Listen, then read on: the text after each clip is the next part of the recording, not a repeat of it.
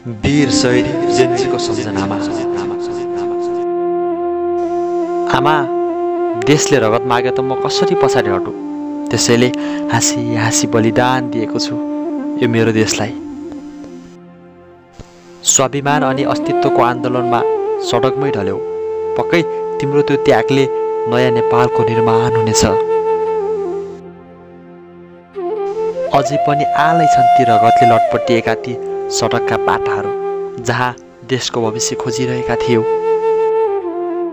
दसैँको मुखैमा छोरा सदा सदाको लागि सडकमै सुत्यो। अब कुनै दसैँमा नपर्खिनु है आमा यो छोरालाई।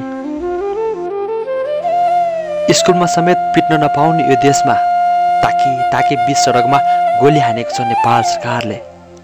पक्कै पनि यो पापले पोल्नेछ। शरीर ढल्यो, रगत बगायो भने तिम्रो त्यो मृत्युवरणले देशलाई पुनर्जन्म पनि दिएको छ।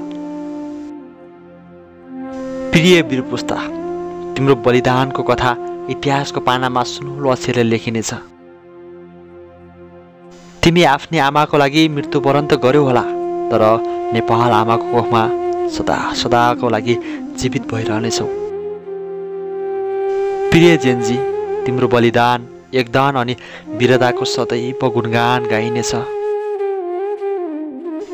सयौं सपना अधुरा पारेर देशको लागि जीवन अर्पण गर्यौ। तिमीलाई सम्पूर्ण नेपालीको तर्फबाट सत सत नमन।